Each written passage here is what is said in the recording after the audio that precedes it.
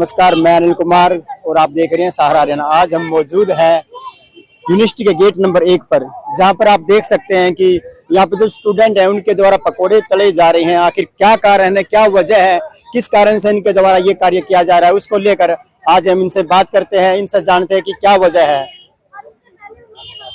नमस्कार सर। नमस्कार। क्या नाम है सर? मैं दीपक धनखड़, छात्र युवा संघर्ष समिति का पूर्व प्रदेश अध्यक्ष। आज यहाँ पकोड़े तले जा रहे हैं, क्या वजह, क्या कारण है, ऐसी क्या वजह होगी आज पकोड़े तले जा रहे हैं? आप देखोगे जैसे इस यूनिवर्सिटी की जो फीस थी, मैं दिखाऊंगा आपको। पहले जो बीएससी बीकॉम की फीस 8,500 रुपये थी, वो अभी 40,000 हो चुकी है। जो बीए की फीस थी 8,500 रुपये, वो 30,000 रुपये हो चुकी है। तो हर एक फीस 5 से 6 गुना बढ़ा दी गई है। तो इतनी फीस हम कैसे दे सकते हैं? जब इतनी फीस हम दे नहीं सकते सरकारी संस्थानों में, तो प्राइवेट की भी ऑब्वियसली बात है, इससे 2 गुना फीस होगी। तो एक किसान का, मेरे मजदूर वर्ग के जितने भी बच्चे हैं उनको शिक्षा से वंचित किया जा रहा है। इसीलिए जब हम पढ़ नहीं पाएंगे तो हम नौकरी नहीं लग पाएगी, नौकरी नहीं लगेगी तो कोई ना कोई हमें काम करना पड़ेगा।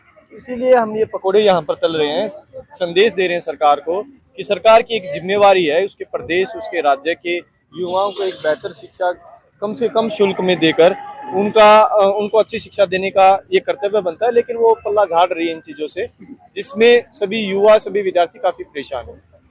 क्या लगता है, क्या मंशा है इसमें एमडी यूनिवर्सिटी की, जो उन्होंने एकदम 5 गुना जो फीस बढ़ा दी है? किसान को ले, जो मजदूर परिवार है वो कम से कम इतनी फीस नहीं दे पाएगा, तो क्या कहना चाहोगे?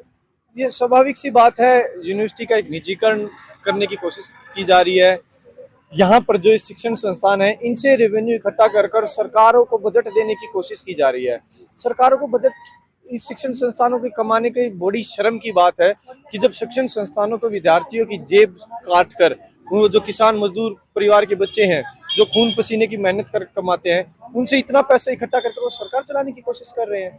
तो अगर सरकार के पास पैसा नहीं है तो बता दे, कटोरा लेकर भीख मांग ले, लेकिन शिक्षण संस्थानों को बेचने की कोशिश ना करें।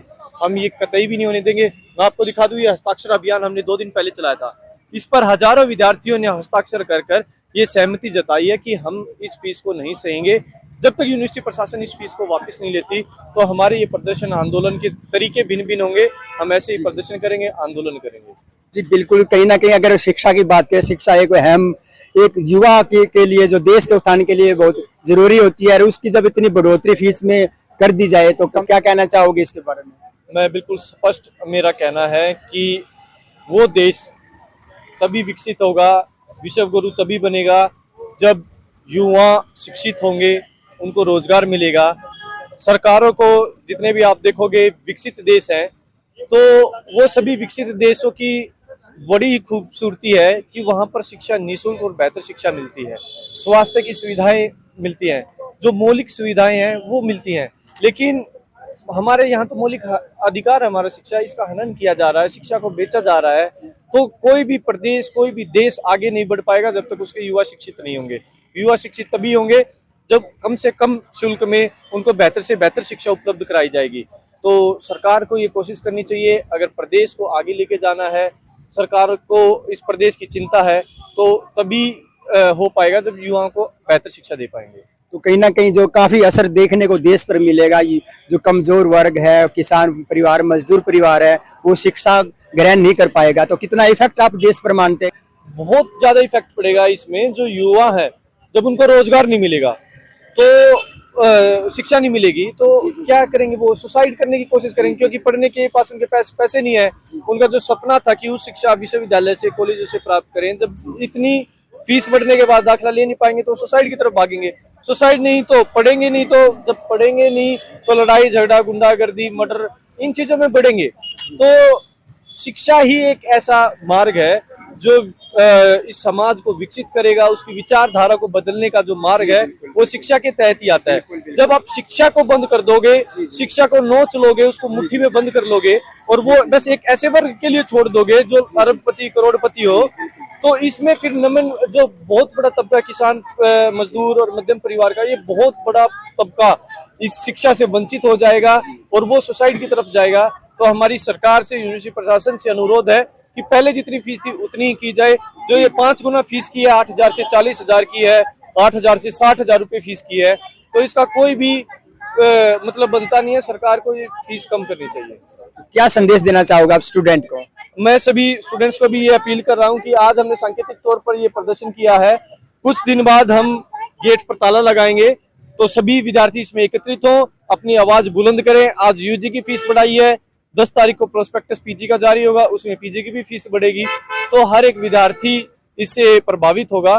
तो सभी विद्यार्थियों को अपने अधिकारों के लिए लड़ना चाहिए, आगे आना चाहिए और संघर्ष करना चाहिए। सरकार को क्या संदेश देना चाहोगे और यूनिवर्सिटी के जो प्रशासनिक अधिकारी हैं उनको क्या कहना है? मेरी यूनिवर्सिटी प्रशासन और सरकार से बस एक मांग है, अनुरोध है सरकार से कि वो जल्द से जल्द इस फैसले को वापस ले, नहीं तो आगामी कुछ महीने में 2-3 महीनों में विधानसभा के भी चुनाव होने हैं, तो कोई भी युवा उनके साथ खड़े होने वाला नहीं है। सरकार गिर जाएगी अगर विद्यार्थी की फीस कम नहीं हुई। यूनिवर्सिटी प्रशासन से हम अनुरोध करते हैं कि इस यूनिवर्सिटी में जो एक क्वांटिटी और क्वालिटी जिन विद्यार्थियों में पढ़ने की है, वो विद्यार्थी जब यहाँ पर आने की कोशिश कर रहे हैं, उनको आप रोकने की प्रयास कर रहे हो, तो उनको ना रोकें, कम फीस की जाए ताकि विद्यार्थी चिंता में न रहें, बेहतर शिक्षा प्राप्त कर सकें।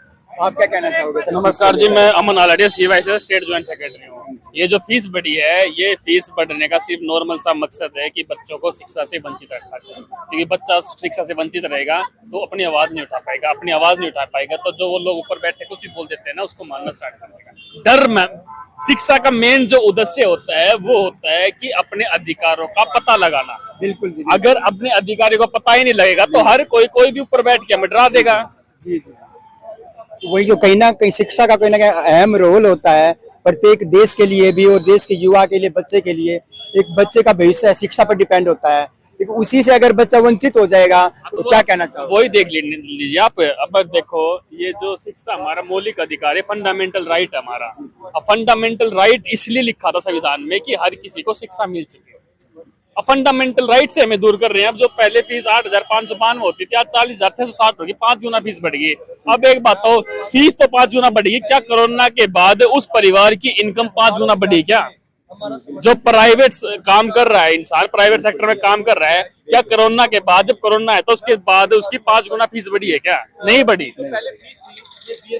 ठीक है सर। और बाबा साहब ने एक ही बात कही थी कि शिक्षा शेरनी का वो दूध है जो पिएगा वो दाढ़ेगा। तो ये बाबा साहब के सपनों को भी चूर चूर करना चाहते हैं, भगत सिंह के सपनों को भी चूर चूर करना चाहते हैं। तो मैं आप लोगों से, आपके मीडिया से, सभी साथियों से मैं ये दरख्वास्त करूंगा कि आप लोग हमारे साथ आए, अपने बच्चों के और देश के बच्चों के भविष्य के लिए आप हमारा काम करें। धन्यवाद सर। ये थे हमारे साथ गेट नंबर 1 जिन्होंने आज यहाँ पकौड़े तलने का काम किया। इनका साफ तौर पर कहना है कि जो 5 गुना तक फीस में बढ़ोतरी की गई है उसे वापस लिया जाए, नहीं तो आगे आने वाले समय में जो इनके द्वारा भूख हड़ताल भी की जा सकती है। तो इनकी साफ साफ मंशा जाहिर है कि ये कुछ भी हो जाए लेकिन ये 5 गुना फीस नहीं देंगे। ऐसी और भी खबरों को देखने के लिए जुड़े रहिए सहारा हरियाणा के साथ।